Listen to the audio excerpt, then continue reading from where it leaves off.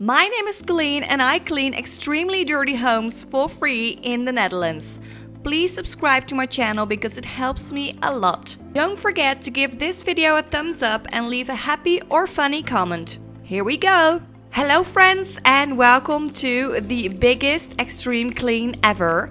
Are you ready to see how we tackle this? First, I will give you an impression of what the house looked like before we got started. This was the home of a young mom with 2 young kids, but she fled the home 2 years ago because of the condition. Now she lives at her mom's, but she sent me a message that she was really desperate because her own home was unlivable. What you're seeing here is the mom's bedroom. From the state the mattress was in, I could tell that all this trash wasn't built up in 1 year. And what you're seeing here was supposed to be the kids' bedroom. I can imagine that some of this footage might be disturbing to you, but I also do not tolerate any judgmental comments on this video because I do operate with a lot of respect for everyone who applies for a free clean, and I definitely do not want to betray their trust. You might not recognize her, but Emily was there as well for the whole clean. SCRUBDADDY was the big sponsor for this clean and they flew in 5 of their best people to help.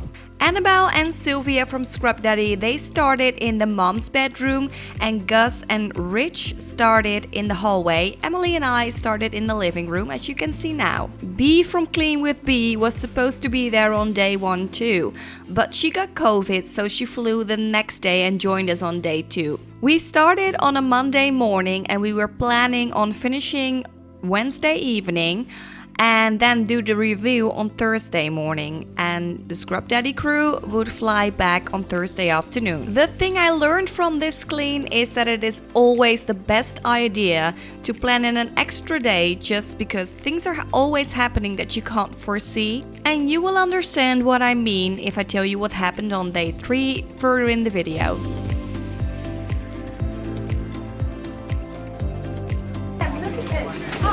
Oh my god. Oh my god.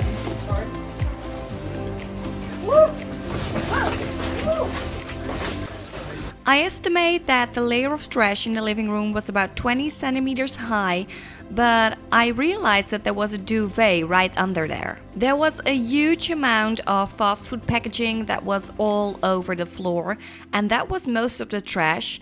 But in between the trash we also found a fan, a drying rack and 4 broken dining table chairs, lots of toys and lots of clothes as well. We also found a lot of devices such as 3 iPads and 6 phones, which were either broken or really dirty. We had asked the resident in advance if there was anything valuable that she wanted to keep, but I think she was right when she said that anything would be so dirty that it wouldn't be usable anymore, and so she said that we could throw it all away in one time.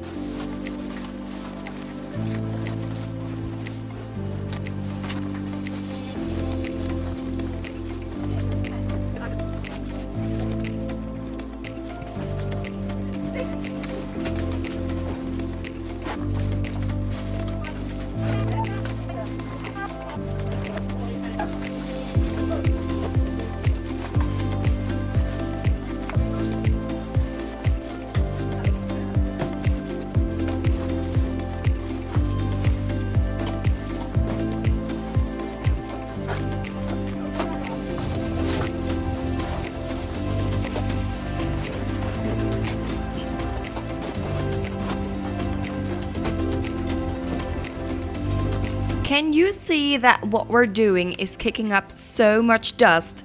I was really happy that we wore masks. You're also getting a sneak peek of Richard and Gus in the hallway, and Richard volunteered to be on trash duty. We weren't allowed to place the huge container that we rented right under the gallery, and so it was about 200 or 300 meters away, and therefore it was quite a long winded way to eliminate all the trash bags. Let me explain in a minute.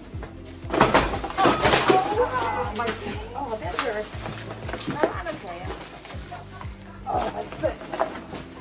Slip. I'm good. Oh, thanks. In that moment, I severely sprained my ankle, and it hurted for at least 4 weeks after this clean. Don't worry, I am okay now. My foot is completely healed. To explain to you how generous Scrub Daddy actually was, here is a picture of the container that we rented. It is a huge one, such as you can see on those big ships on the ocean. And the shocking price to rent these is 1700 euros. But it was so needed, and we filled this big boy up to the brim.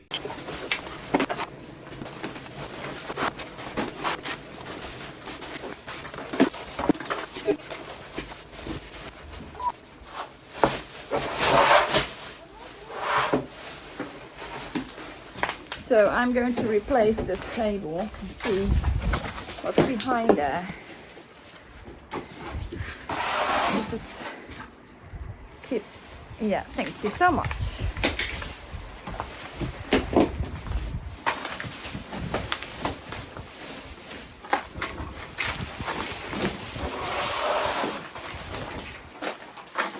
The white round thing you can see on that little table is an air purifier. Even though we had opened almost all the windows, it was really necessary to put an air purifier there. And of course, this was a gift to the mom and her kids after we left. We hardly took any breaks this first day, which we really regretted on day 2. You can see the brownish sandy stuff that's on the floor. At first we thought these were cat pellets, or it was the laminate flooring that was breaking down. But the homeowner told us that she had no pets.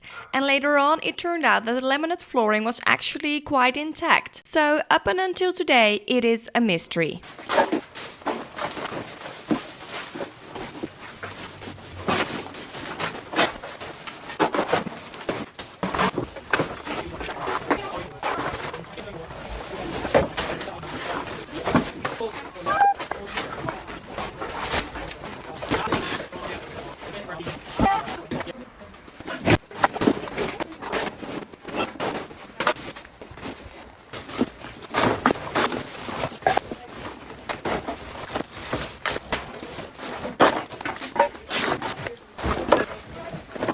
There is one funny thing about these extreme cleans, and that is at the point when you're thinking you're almost done emptying one room, there is always a little corner or a couch, and when you lift that up or move one thing, there is always still so much trash that's hidden to the side. I wish I had been smart enough to pick up a broom and just scoop it all together, but no, instead I was just using this scooper. I don't think it was the most effective way. Therefore, editing these videos is also really good for some self-reflection. As Gus and Richard were clearing out the hallway and Emily and I were clearing out the living room, these girls, Annabelle and Sylvia, were having fun in the bedroom. While I'm saying this last thing, I realize only now that it can be completely misunderstood when you don't watch the screen. For both Annabelle and Sylvia, it was their first time doing an extreme clean like this. But you wouldn't notice if you didn't know. I think I forgot to mention that there were so many spiders in this house. They were literally everywhere,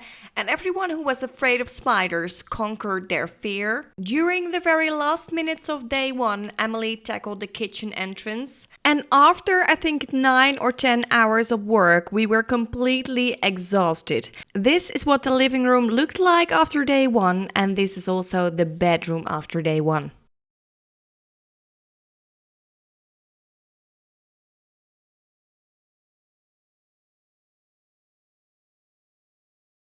I had made a small start on bedroom number 2 the day before, but you can hardly see that on day 2.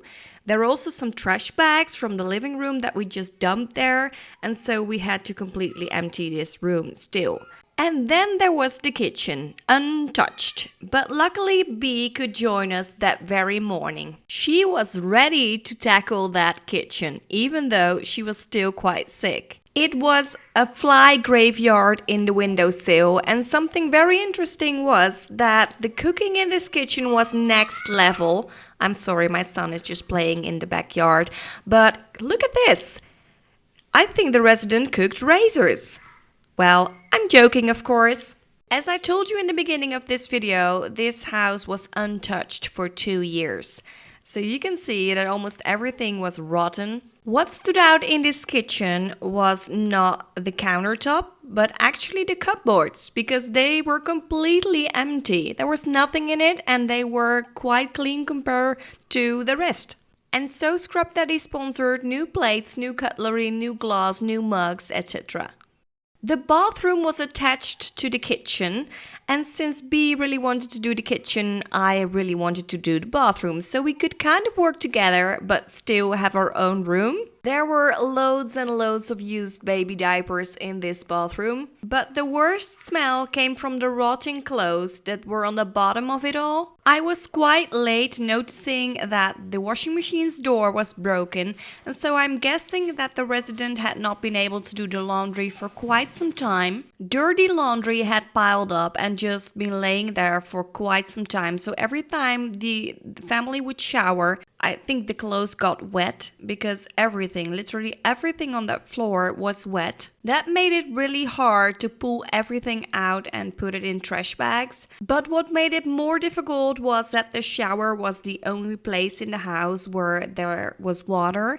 So everyone who was cleaning needed to get water from the bathroom. So as I was trying to clear the bathroom floor, I also had water duty. So everyone with dirty water came to me to empty their buckets, and I also had to refill it with fresh water. And this is Sylvia. She was so happy, and it says Scrub Daddy on her back, but she's actually the scrub mommy. She started cleaning the mom's bedroom as Gus and Richard cleared out the very last things in the kids' bedroom. These two strong men were able to pull out all the broken and bad furniture from this home.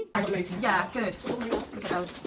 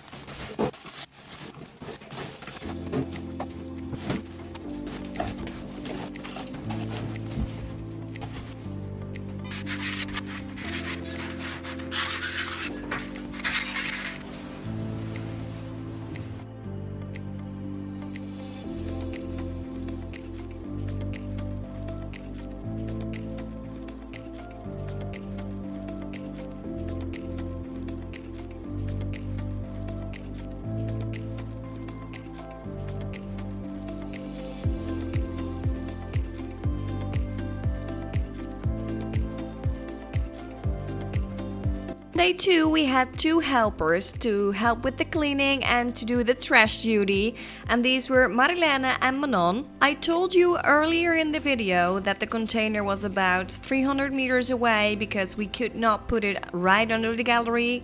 There was no permission to do that, and so we had to walk down the gallery, a whole gallery, and then go down with the elevator and then walk to the container. And this actually stole a lot of our time, which was the second lesson that I learned from this clean.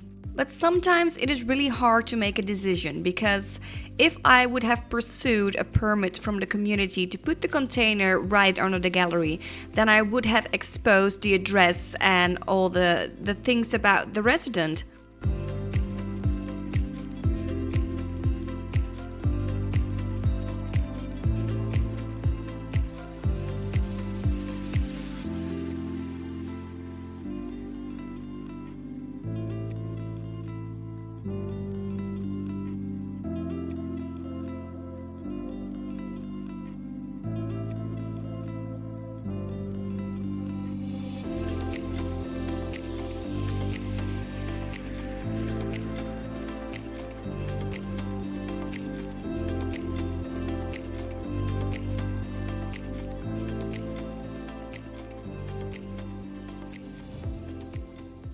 In the last clip and in this clip, you can still see the dirty curtains hanging right in front of the window, but we took them off because they were just too dirty.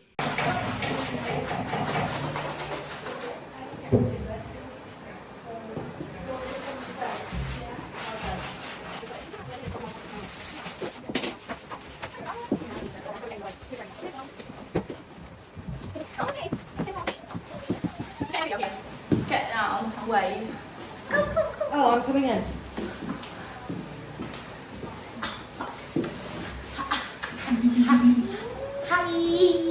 Yay! On day 3, I was a little stressed because Gus and Rich, they were back to the UK, which we already knew on beforehand, but what we didn't know was that Bea got really sick that morning and Annabelle and Sylvia went with her to the hospital. On top of that, there was a huge load of IKEA furniture that needed to be assembled, but we had no time to do it ourselves. I hired 2 extra cleaners and 2 assemblers and 2 painters because this day was a race against the clock. I was super grateful that in the afternoon Sylvia and Annabelle they found time to buy some decorations so that the house would still look beautiful. So just in time we could do the big review on day 4 and you can see for yourself how it turned out.